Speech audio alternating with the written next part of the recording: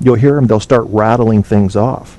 And all you got to do to stop a conspiracy theorist on something you don't believe is say, wait, back up. Let's take it one by one. There you go. And you can really disassemble their argument right in front of them. Yeah. If you know the evidence. I mean, actually, this is I haven't really doubted like what we've been told happened on 9/11, in which we actually witnessed with our own eyes on 9/11 happened, because it's kind of hard to tell me that what I saw isn't true. But at the same time, I've always had a little bit of like, hey, you know what? There's a little bit. But then talking to you, it sounds like there's a pretty good, pretty easy path to, taking apart the conspiracy theory people. So. Yeah. Hey, I encourage everybody, do your own research, look into it. Don't ever trust your government. You can't trust your government. But when it comes to this particular conspiracy theory, I think that, yes, my pride played a part, so I was biased going into the research. However, I did look at all the research, including the Loose Change documentaries. Yeah, that's the most popular. And all of that. Yeah. And all but about 4 of the major points I was able to say, that's not true. These people are lying, and I've got proof. And then, so you still have some doubt. I still have a little bit of doubt, but not enough to switch from this huge dump truck full of evidence to say it was terrorist to this small little pickup truck with a few pieces in it that says it was the U.S. government doing this. Yeah. So, but people love conspiracy theories. You know that, Barco. They get off on that stuff. Oh, yeah. Yeah. And Ramsey wants to call in. Comedian Ramsey. All right. Well, I'm going to jump off then because I got to take a piss, man. So. Okay. Good. Thank you for calling in, Barco. You guys need to check out Barco's show. I shared the link, but what should I share? Should I share your personal profile, or how are people going to listen to you? No, just do Bastard FC, and pretty much I only do shows if it's like late at night, and I only keep them up. Like the whole point of my show is like you're wide awake at late at night, and there's no one else to talk to, so that's it. So. Well, let me ask you one more thing before you go. You seem to operate on very little sleep. How do you do that? Drugs, Kevin. Drugs. I trust you, man. If that's what you say, I trust you. All right. Later, Kevin. All right, buddy. Thanks for calling in. You guys were just listening to Barco, and I'm going to share the Bastard FC page here. I think Ramsey's going to call in here soon. Ramsey, my voice is about gone. The only thing saving me right now is that Barco took the brunt of that conversation for me. So that let me save a little bit of my voice for a little bit more.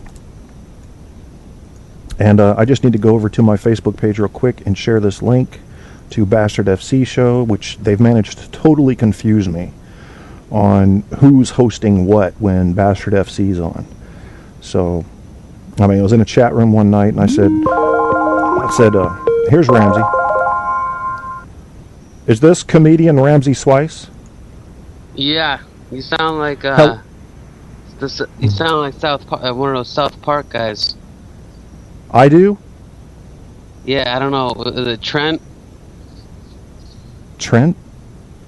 Yeah, I don't know. That's one of the founders of South Park.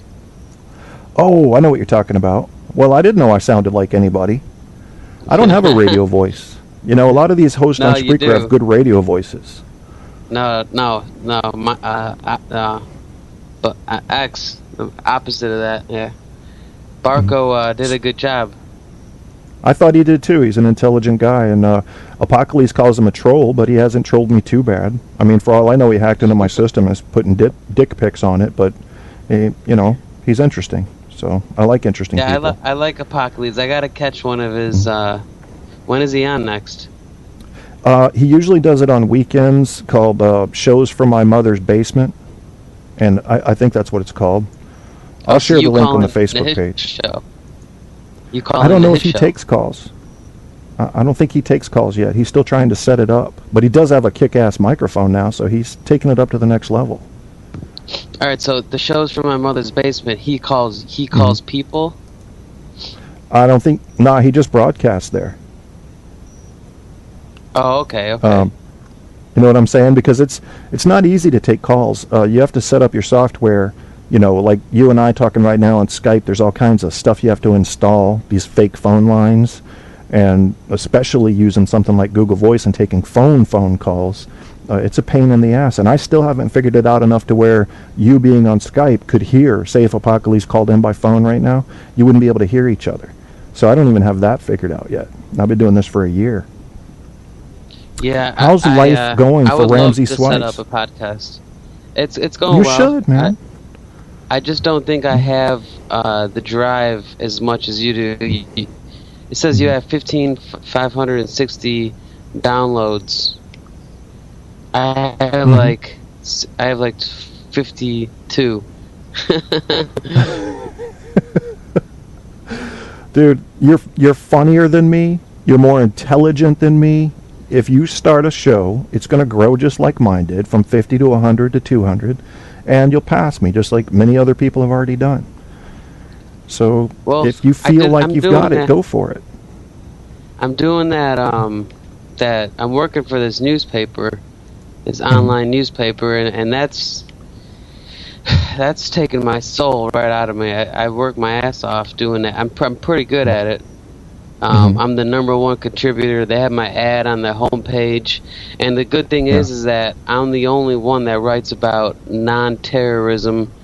Like I'm a fucking terrorist, but other than that, I don't talk about, because like when you see like during that Batman, I have exactly 64 plays. You have 15. That was in 30 days. No, that was in 3 days. I had 64 plays in 3 days, and I have not had a single play since. You it takes have time, man. 15,159. Yeah, but I don't have. I wouldn't have that drive. But I was saying, what was I talking about? I always fucking crisscross. You were talking about your writing for the Arab Daily News, I think it's called. Yeah. I don't remember what I was saying, but about the Daily News, but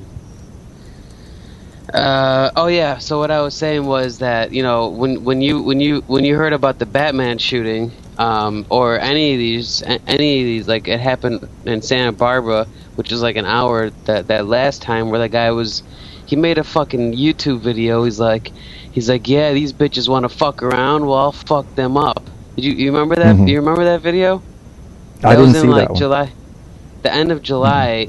There in Santa Barbara, this guy he stabbed 3 people, and he shot a bunch of people, and it was because his family was on welfare, and they used to be like well off, and he went into some sorority. He's like, yeah, you bitches want to fuck around, I'll fuck you up. And they kept playing it on CNN, and I'm like, what the fuck? This guy's, why are you vilifying? That's actually a word. Like you're making, you're valorizing a villain basically.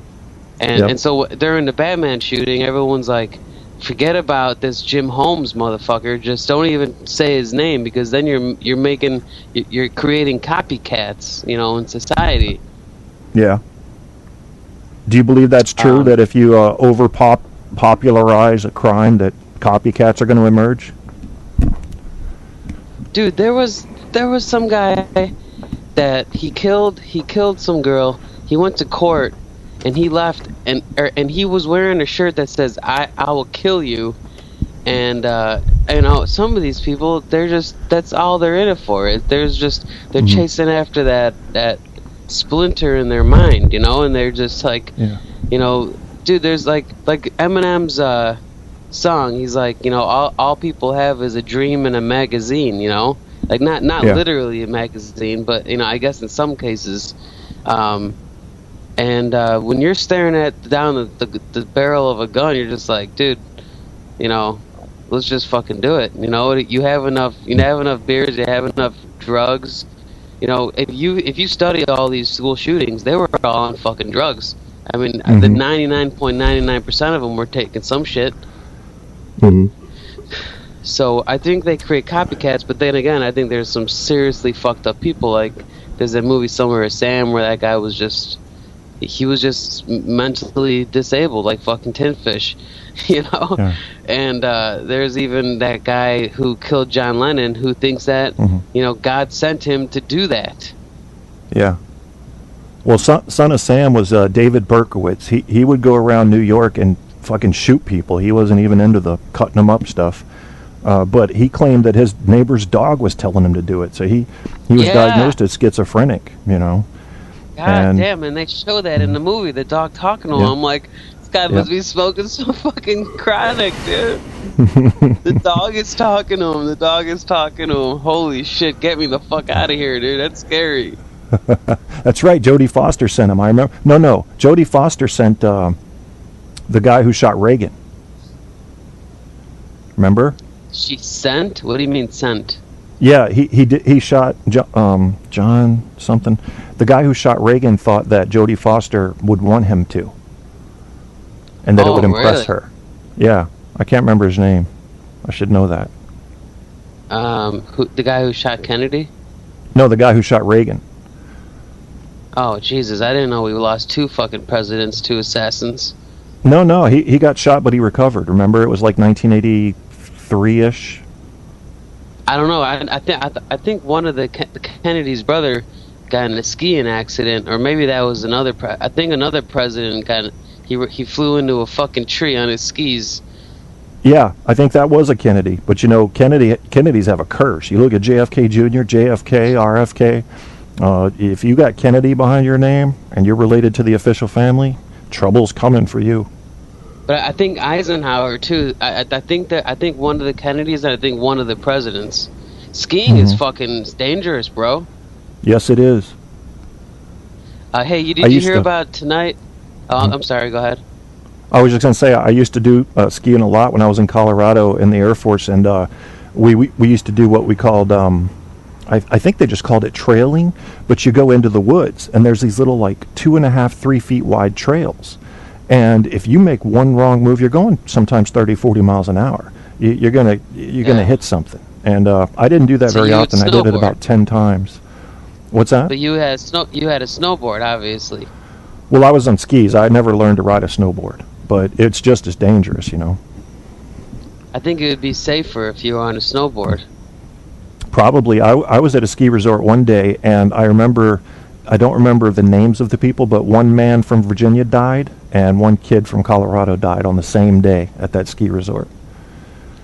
So when you did these missions, did you like jump off a helicopter and like land on your feet and shit? No. When I was in the Air Force, I was just in electronics. When I went skydiving, I jumped from 12,500 feet up and fell for a mile, which is about 60 seconds worth, and then opened my ripcord. I went twice, but that was private sector. I did that after I got out of the Air Force. Yeah, I did that too, but I had to have some monkey on my fucking back. But that's right. The first 3 times. But when you skydived, did you land on your skis? No, we didn't have skis on. You're thinking of like the Norwegian Army Special Forces dudes. They're awesome. Homeboy, they can jump out and land on a snowboard and do a 360 and shoot your ass. That's how bad they are. Well, I think I saw a picture of you on skis on your profile. Yeah, I was actually just taking off on a jump right there. You can see the skis halfway up in the air. Yeah, that's what I'm talking about. But that was just something we were doing on the weekends. You know, we would go to Vail or Keystone or Winter Park up in Colorado and Copper Mountain and just ski the fuck out of it. Because Keystone had night skiing, so we'd be drinking our Captain Morgans all day, half drunk, and then go skiing at night. And the lights weren't that good. North Carolina? No, this was in Colorado. Oh, I'm sorry, in Colorado. I've heard of that. I've heard of Keystone. I think I might have been there. Yeah, you might have. It's an awesome mountain. North Carolina has some good skiing too. Yeah, it is. Mm-hmm. Carolina has some great skiing. I've never been skiing in North Carolina. I've been skiing in Virginia, Alaska, and Colorado. Oh, that's what I meant. I'm sorry. You're in Virginia. For some reason, I thought you were in Carolina. Well, it's because my area code, the 910, is North Carolina. But it was the only area code I could find where I could do no lying for the phone number, so I had to stick with it, you know. Yeah, I think I might have been skiing up there. To be honest, I'm not 100% sure. So hey, so how does this electronics working in like having an expertise in electronics? How has that helped you, like in your life? Well, it hasn't really. It led me into computers, which is what I did for the longest time. But you know, when you're working IT, Barco could tell you. Well, he does a lot of code and security and stuff on the network. I was actually, you know, help desk type repair guy. And so, in fact, it was one of the things that ended up blowing my back out.